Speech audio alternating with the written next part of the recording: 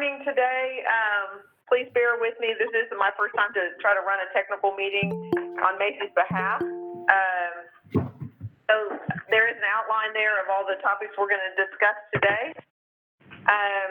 I want to say thanks to Richard. He's running the meeting for me because that was one more thing I didn't need to do wrong today. So he jumped in, and I really appreciate that, Richard.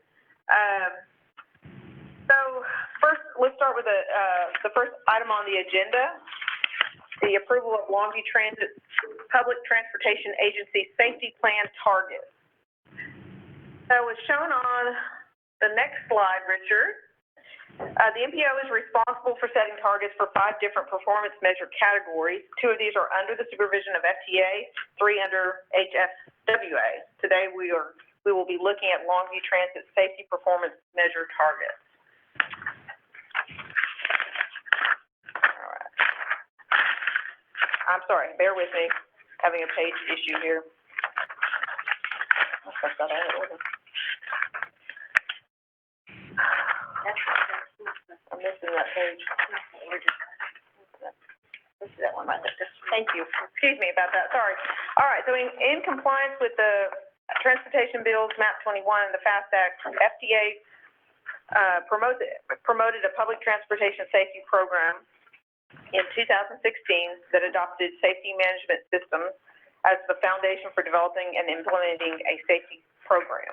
Transit safety is transitioning from a traditional compliance approach to a principled safety management systems approach.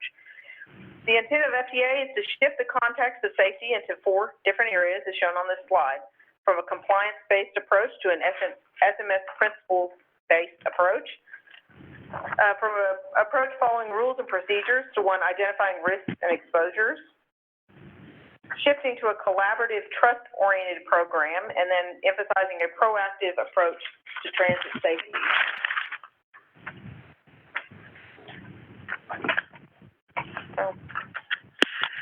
And next slide. All right, so there's several components to the National Safety Program, one being the Transit Asset Management Plan, which was adopted in 2018, and another is the Public Transportation Agency Safety Plan, which is our focus today. While safety has always been a primary function at Longview Transit, this document lays out a process to fully implement a performance-based approach to safety management systems. A performance-based approach includes steps to set targets for 7 different areas related to transit safety. So the table here shows a breakdown of the safety targets that were developed in collaboration with TxDOT and included in the safety plan. The categories consist of the number of fatalities and injuries, as well as the rate of each, number and rate of safety incidents, and system reliability. At Longview Transit, all levels of management, administration, and operations are responsible for the safety of their clientele and themselves. The 5-year average of safety incidents is very low for both fixed route buses and demand response. Longview Transit has set annual targets in line with the 2019 baseline as shown on the slide. Longview Transit will review the annual targets each year and make any necessary modifications. So at this time, I will open it for any questions or comments about the Longview Transit safety targets.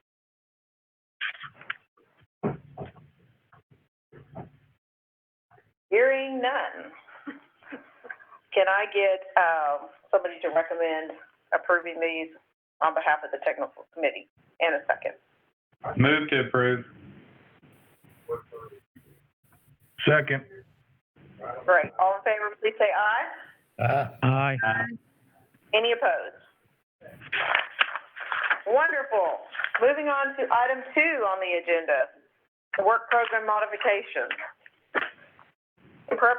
In preparation for the next fiscal year, the MPO staff has updated the funding estimate for the Transportation Planning Fund based on current funding authorizations from TxDOT and carryover from the previous fiscal year. This modified estimate allows us to program $71,000 in additional funds into our current work program. MPO staff recommends programming that money into Task 5 to support hiring a consultant to conduct a corridor study for East Loop 281, which will provide the MPO with short and long-term recommendations that will enhance circulation and traffic flow efficiency. So at this point, I'll entertain any questions about the, work program modifications. But it's supposed to be on the time zone, so it's not gonna work. I think that's background talking, not something directed here, right? Correct. Okay. So can somebody make a motion to approve that, that modification? Yeah, I'll move to approve it and appreciate the inclusion of that alignment issue and traffic flow issue around Hollybrook and Loop 281 and Alpine Road. I appreciate that getting placed in the MPO plan. So I move to approve it. Do you have a second? I'll second. Okay, all in favor, aye? Aye. Aye. Any opposed? All right, moving on to item 3 of the agenda, approval of modifications to the fiscal year 2021-2024 Transportation Improvement Program. All right. So the 2021-2024 TIP was adopted by the Policy Board on June 10th of this year. During August and September, staff was informed that the statewide TIP was over-programmed by several $1 billion in highway projects. According to the Transportation Planning and Programming Division of TxDOT, the Longview MPO needed to remove highway projects from the TIP in order to remain fiscally constrained. As a result, the MPO must coordinate with TxDOT to delay projects outside the 4-year construction window. HFWA is not going to approve a program where project costs exceed project revenues. As shown on the slide, 3 project areas were impacted by this. First, phase 1 and 2 of George Ritchie has a modified let date of year 2025. If funding becomes available sooner, this project will go to construction. Second, the major interchange project along Interstate 20 has a modified let date of year 2025. This project includes extensive amount of coordination with the railroad company, and 2025 may actually follow the natural progression of the project development. Lastly, 3 phases of US 271 and Loop 485 blade water improvements have modified let dates. The South project extends between the Smith County line and Loop 485 will let in 2023 instead of 2022, and the 2 North project extends the North Loop of Loop 485 and US 21 up to the Upshur County line will let in 2026 instead of 2020. This list of project modifications has been recommended to TxDOT's 10-year planning team and approved. A formal revision includes modifying our TIP as the next step in the process.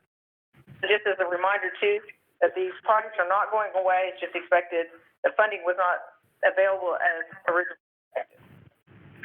So does anybody have any questions or concerns about this item? Yeah, Ingrid, this is Brooke. I was just going to provide a little bit more detail too on it. Great. A little bit more background information for the committee. So what happened was, as we went forward to look at our 10-year plan, the UTP, what we discovered on a statewide basis is that the funding of the 10-year plan was basically being all front-loaded in that 10-year budget, and of course that put us out of constraint in the 4-year plan. And so the projects themselves are not moving outside of our 10-year plan. We are just simply shuffling the let dates in order to better balance the 10-year program, and hence a couple of things that were front loaded in the 4-year program is getting more evenly distributed over that 10-year, if that makes sense to everyone. Yes, ma'am. All right, so is there any other comments? Everyone in favor of this TIP modification, please respond by saying aye. Aye. Aye. Any opposed? Aye. No one was opposed. Okay. Moving on to project update. So the next step in TxDOT project development is what we're going to discuss here. Several of our projects are now under design, and we are in a position to pull the next priority project from our MTP. Based on the ranking criteria approved by technical and policy, the next project to be developed by TxDOT will be Highway 80 in West Bladewater from Main Street to just west of Rodeo Street. Anybody have any questions here? This was approved in November of 2019. Any questions, comments, concerns? Okay, very good. All right, is this like the fastest MPO technical meeting ever? Okay, moving on to general consulting, an update on our consulting studies. Staff has released a request for qualifications to hire an as-needed transportation planning consultant for fiscal year 2021. Reese and Nichols with Cambridge Systematics were selected to enter into this contract. The purpose of this consultant is to support tasks throughout the year that require enhanced collaboration. The MPO is staffed with 2 full-time employees and have found that an on-call consultant with access to extensive planning expertise is a great benefit to providing quality planning documents, studies, and determinations. The contract will conclude with our current work program and allows the MPO to spend up to $30,000 on consultants support. Are there any questions or comments on this item?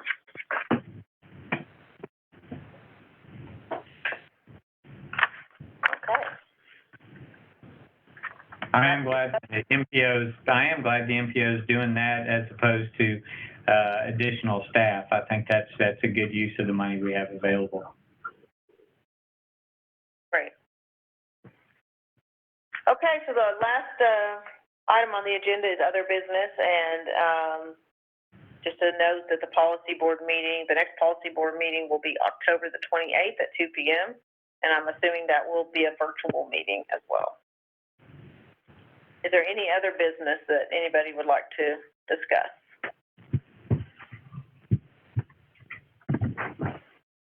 No? No? Good. Okay. Well, I thank you for bearing with me through this, and I appreciate your time, and I guess that's all we have today. We're adjourned. Good job.